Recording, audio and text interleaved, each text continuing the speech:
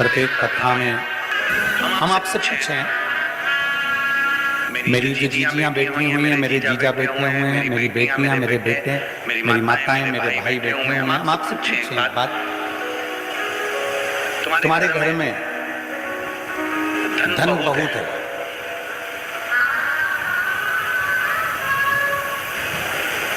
तुम्हारे घर में सोफा सेट भी लगा हुआ है, तुम्हारे घर में संपदा भी बहुत है, तुम्हारे घर में टीवी फ्रिज सब कुछ है, सारा सुख है, पूरा सुख तुम्हारे घर के अंदर है। दुकान भी अच्छी है, घर भी अच्छा है, 2 मंजिल का 3 मंजिल का सब, और पति खूब दारू पिए, खूब गाली दे, दिन रात नशे में धुत रहे, तो मेरी जीजियों से पूछना है, ईमानदारी से बोलो वो घर किसी काम का है? जम के तो बोलो जरा, वो सोफा सेट किसी काम का है? वो धन और दौलत किसी काम की है? घर में सोफा सेट है, डाइनिंग सेट है, हीरे का सेट है, सोने का सेट है, चांदी का सेट है, बर्तन का सेट है, और आदमी अपसेट है, तो वो सेट किसी काम का नहीं है। वो सेट किस काम का? उससे कोई मिलता नहीं, उससे कोई बताता नहीं, उससे कोई प्रधानता नहीं।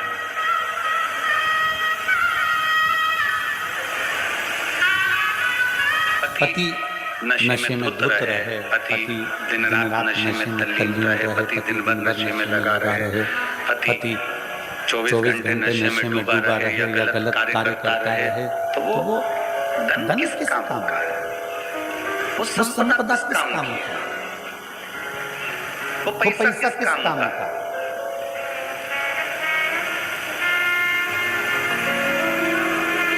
वो धन की कोई मूलता नहीं। हमने भिलाई की कथा में एक बात कही थी, श्रीमती कौशल्या देवी सहाय जी यहाँ पर बैठी हुई हैं। हमने भिलाई की कथा में एक बात कही थी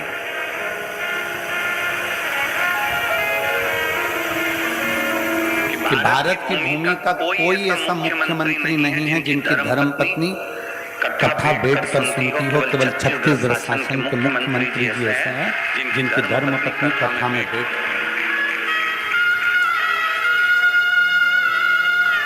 और मैं इनको बहुत बहुत धन्यवाद भी देता रहता हूँ कि आपको साधुवाद है। और पूरी टीवियां खोलकर देखना, दिन भर कथा आती है, प्रत्येक प्रदेश की आती है, प्रत्येक देश की आती है, पर कहीं पर कोई आपको नहीं मिलेगा। पर शंकर के प्रति जो इनका विश्वास है, दोनों धर्म पत्नी, पति और पत्नी दोनों का, माननीय मुख्यमंत्री जी का भी और माननीय मैडम, जो विश्वास शिव के प्रति है,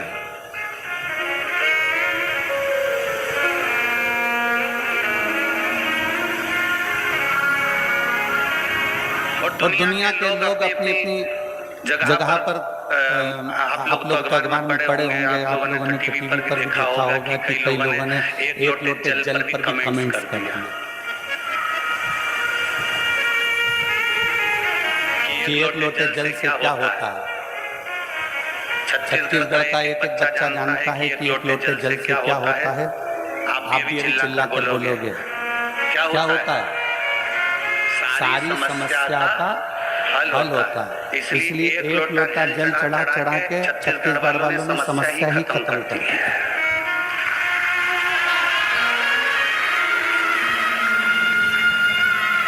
छत्तीसगढ़ वालों ने एक लोटा जल चढ़ा चढ़ा के समस्या खत्म कर दी। इसलिए अब लोगों को लग रहा है जगह जगह जाकर कह रहे हैं जल चढ़ाने से क्या होगा, क्या होगा, क्या होगा। उनको चिल्ला कर कहना चाहिए सारी समस्या का हल जल। एक लोटा जल चढ़ा, इसलिए समस्या पूरी खल्लास, समस्या पूरी समाप्त। भीतर से शिव भक्ति को जागृत करना, भीतर से शंकर के प्रति भक्ति को जागृत करें। खेत में काम करो ना, कल पत्र पढ़ा था, पत्र में था वो खेत 1 एकड़ जमीन थी उसकी, और खेत में जाकर थोड़ा सा जल छींटता था, शंकर जी पे चढ़ा हुआ जल चढ़ाता, अपना काम में लग जाता, छोटी सी दुकान करता, धीरे धीरे धीरे धीरे एकदम किसी की फाइल अगर मोटी है ना तो उसको निपटाने में थोड़ा समय लगता है, पर मेरा शंकर को थोड़ा समय लग सकता है तुम्हारे दुख को मिटाने में, तुम्हारी तकलीफ को मिटाने में, तुम्हारे दुख को मिटाने में, तुम्हारी तकलीफ को मिटाने में थोड़ा समय लग सकता है, थोड़ा समय लगेगा, पर धीरे धीरे धीरे धीरे वो दुख तुम्हारा, वो तकलीफ तुम्हारी, वो कष्ट तुम्हारा धीरे धीरे वो तकलीफ, वो कष्ट, दुख तुम्हारा समाप्त होते चले जाएगा। चढ़ाते रहो, शिव के धाम जाते रहो, शंकर के मंदिर जाते रहो, शिव को 1 लोटा जल समर्पित करते रहो। क्या मिलेगा, कैसे मिलेगा, कब मिलेगा, ये वो जान सकता है, इसके सिवाय कोई नहीं जानेगा। वो क्या करेगा, कैसे करेगा, ये उसके ऊपर निर्भर करता है। और पतंग उड़े आकाश माने, डोर धारा हाथ माने। पतंग यदि आकाश में उड़ती है तो उड़ाने वाले के हाथ में उसकी डोर रहती है। किसके हाथ में रहती है? उड़ाने वाले के हाथ में उसकी पतंग की डोर उड़ाने वाले के हाथ में रहती है। उसी तरह शंकर को जल चढ़ाने वाले की डोर शंकर के हाथ में रहती है। वो कहाँ उड़ाता है, कैसे उड़ाता है, वो वही जानता है। वो कैसे उड़ाएगा, क्या करेगा, कैसे उसको आगे बढ़ाना है, कैसे उसको अग्रणी लाना है, ये उसको निर्भर करता है।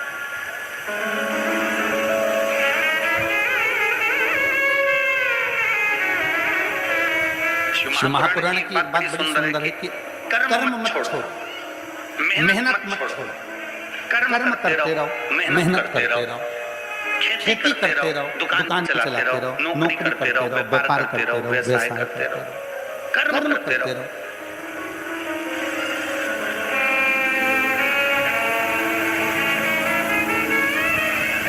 आज तक इस व्यासपीठ में ये नहीं कहा कि तुम केवल शंकर जी के मंदिर में जाकर बैठ जाओ, अपना काम मत करो। बोला कभी?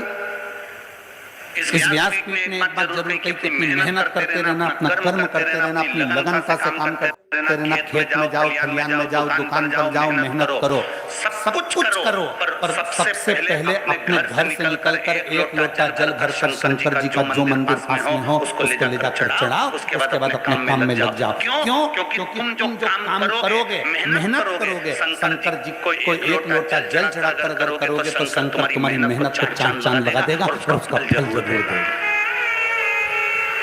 मेहनत करो, कर्म करो। ये व्यासपीठ कभी ऐसा नहीं कहती कि कर्म मत करो। भगवान शंकर ने अपने दोनों बेटों से कहा जो पृथ्वी की परिक्रमा कर आएगा उसको प्रथम गिनती में गिना जाएगा। अगर शंकर जी चाहते तो अपने बेटे को राज सिंहासन दे देते कि मैं कार्तिकेय को पृथ्वी का अधिपति बनाता हूँ, मैं गणेश जी को पृथ्वी का अधिपति बनाता हूँ। पर पहले भगवान शंकर पार्वती ने कर्म करवाया कि जाओ परिक्रमा कर आओ, पहले मेहनत करो, कर्म करो। और तुम मेहनत करोगे, कर्म करोगे तो सफलता मिलेगी, ये निश्चित है। सफलता मिलेगी। और कहीं का महाराज तुमको मिल जाए, कहीं का बाबा जोगी ऐसा मिल जाए कि तुम मेरे पास में आके बैठ जाना, तुम्हें कुछ नहीं करना पड़ेगा और तुम्हें सोने के हंडे मिल जाएंगे, तुम्हें सोने का घड़ा मिल जाएगा, तो सबसे पहले हमें बताना, हम भी चले जाएंगे। दुनिया का कोई महाराज अगर तुमसे कहता है कि मेरे पास आकर बैठ जाओ, दुनिया का कोई बाबा जो भी तुम्हारे पास आकर कह दे कि तुम मेरे पास में आकर बैठ जाओ, तुम्हारा दुख में काट दूंगा, तुम्हारा कष्ट में काट दूंगा, तुम्हारी तकलीफ में मिटा दूंगा, तो समझ लेना पक्का झूठ बोल रहा है। क्योंकि व्यक्ति को अपना कर्म जरूर करना पड़ेगा, व्यक्ति को अपनी मेहनत जरूर करना पड़ेगा।